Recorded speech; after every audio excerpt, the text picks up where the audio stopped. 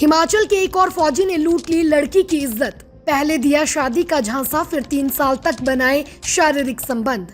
इस बीच सगाई भी की, लेकिन फिर अचानक तोड़ दी सगाई। पंचायत में समझौता भी हुआ, लेकिन अब लड़की को मिल रही जान से मारने की धमकियां।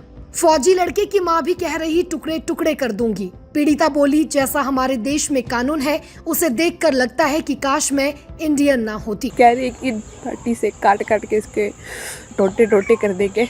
ये उतरे इस देश के रक्षक भक्षक बन के बैठे हैं। ये जान से मारने की धमकी दिला रहा है। कब मुझे फील हो रहा है कि मैं काश इंडियन ना होती। वो इसलिए एक ही चीज़ के लिए पिछले 1 साल से पुलिस स्टेशन के चक्कर लगाने पड़ रहे हैं। मैं इस वक्त किस कंडीशन से गुजर रही हूँ ना, ये सिर्फ मुझसे पता है। जिस फौजी पर देश की सरहद की हिफाजत का भरोसा होता है, वही अगर किसी बेटी की इज्जत का दुश्मन बन जाए तो हम भरोसा किस पर करेंगे। एक बार फिर ऐसा ही हुआ है। हिमाचल के ऊना से एक ऐसा मामला सामने आया है जिसने सबको हिला कर रख दिया है। ऊना जिले की एक युवती ने जम्मू कश्मीर के उधमपुर में तैनात फौजी पर शादी का झांसा देकर 3 साल तक उसके साथ शारीरिक संबंध बनाने के आरोप लगाए हैं। फौजी युवक डंगोह खुर्द का रहने वाला है। पीड़िता का कहना है कि पहले भरोसे में लिया, फिर शोषण किया और अब रिश्ता तोड़ दिया। सिर्फ इतना ही नहीं, इस रिश्ते को दोनों परिवारों की रजामंदी भी मिली थी। पिछले साल नवंबर 24 को सगाई तक हो चुकी है। तस्वीरें इस बात का सबूत है और पंचायत के समझौते में खुद फौजी ने लिख कर दिया है कि वो इस युवती से शादी करेगा। लेकिन अब वही फौजी पलट गया और धमकियां देने लगा। पीड़िता का कहना है कि आरोपी फौजी ने कहा था कि शादी करेगा। 3 साल से मेरे साथ ऐसे ही बना रहा, अब मना कर दिया है। कहता है दबाव डाला तो मेरी तस्वीरें वायरल कर देगा। मुझे और मेरे परिवार को जान से मारने की धमकी मिल रही है। मुझे इंसाफ चाहिए। इस खबर को सुनकर बहुत से लोग इस लड़की पर भी कई सवाल उठाएंगे कि उसे क्या जरूरत थी मर्यादा लांघने की, वगैरह वगैरह।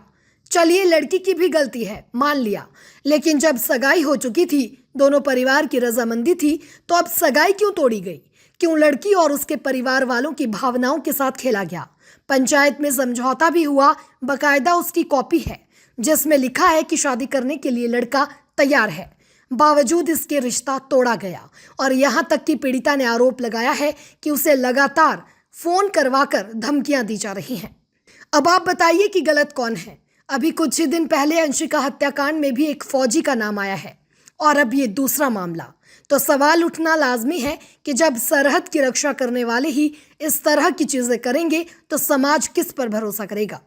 महिला थाना ऊना ने आरोपी पर केस दर्ज कर लिया है। थाना प्रभारी की अगुवाई में टीम उधमपुर पहुंची भी, लेकिन सेना अधिकारियों ने माना कि आरोपी यूनिट से बाहर है, लेकिन जल्द ही आरोपी को पुलिस के हवाले कर दिया जाएगा। ये मामला सिर्फ ऊना की इस पीड़िता का नहीं है, ये हर उस लड़की का है जो भरोसे में आकर धोखा खा जाती है। आज की पीढ़ी, खासकर नौजवानों को ये समझना होगा कि रिश्ते मजाक नहीं है। प्यार और भरोसा अगर निभा नहीं सकते तो किसी की जिंदगी से खिलवाड़ करने का हक भी आपको नहीं है। समाज को भी सोचना होगा, जब गुनहगार फौजी हो, नेता हो या कोई रसूखदार, तब भी क्या हम सच्चाई के साथ खड़े होंगे? क्योंकि याद रखिए, जिस दिन हम चुप हो गए उसी दिन ऐसे दरिंदों का हौसला और बढ़ जाएगा। अब वक्त है कि हम सवाल पूछें और इंसाफ की मांग करें। इस वीडियो को ज्यादा से ज्यादा शेयर कीजिए और बताइए कि गलत कौन है, सही कौन है और क्या इंसाफ मिलना चाहिए। मैं डिस्ट्रिक्ट ऊना पृथ्वीपुर से बिलोंग करती हूँ। कार्तिक वर्मा, सन ऑफ श्री पवन कुमार, डंगोह खुर्द के रहने वाले हैं। जो कार्तिक वर्मा आर्मी में, इसने शादी का बोल के मेरे साथ फिजिकल रिलेशन में बुलाए, शादी का झांसा देके। और इसकी बहन मोनिका वर्मा, उसने भी मुझे अपने भाई के साथ मिलकर गुमराह किया। पिछले साल 2024 में 24 नवंबर को हमारी इंगेजमेंट हुई और अब इसके फादर मदर और ये मैरिज के लिए बुक कर रहे हैं कि हमने मैरिज नहीं करनी और जान से वाले की धमकियाँ दिलवा रहे हैं। कोई फैलाबाद से, कोई कहाँ से। और इसकी मदर ज्योति वर्मा मेरे को कह रही है कि लाठी से काट काट के इसके टोटे टोटे कर देंगे। लोग बोलते हैं फौजी ना देश के रक्षक होते हैं, ये होते हैं इस देश के रक्षक, भक्षक बन के बैठे हैं ये। अपने दोस्तों से मेरे को कॉल करवा रहा है, जान से मारने की धमकी दिला रहा है, कभी मेरी इसके फादर मदर मेरी कैरेक्टर असैसिनेशन कर रहे हैं, कभी कुछ कभी कहते मैं इस वक्त किस कंडीशन से गुजर रही हूँ ना, ये सिर्फ मुझे पता है या मेरे घर वालों को पता है। कहाँ है देश का प्रशासन? अभी रिसेंटली केस हुआ है बंगाड़ा में, सेम केस यहीं पे होने वाला है।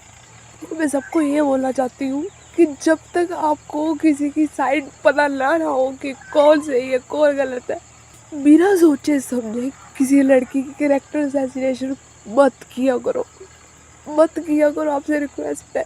क्योंकि आपको नहीं पता वो लड़की किस कंडीशन से गुजर रही है और उसके साथ क्या क्या हुआ है रियलिटी में।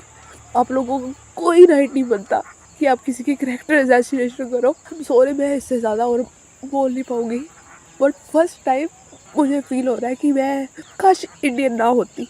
वो इसलिए क्योंकि हमारी कंट्री से अच्छे लोग ऐसे पर्सन के लिए इतने स्ट्रिक्ट होते हैं कि मुझे एक ही चीज़ के लिए पिछले 1 साल से पुलिस स्टेशन के चक्कर लगाने पड़ रहे हैं और अभी तक कोई मेरी इन्होंने सुनवाई वगैरह नहीं की।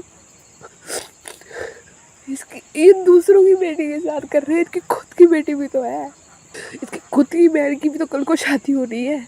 और मैं ये सोच के हैरान हूँ कि इसकी खुद की बहन, दोनों भाई बहन ने मिलकर मुझे गुमराह किया पहले, और आज वो भी फोन नहीं उठाती। एक लड़की होगी, एक लड़की के साथ वो ऐसा कैसे कर सकती है?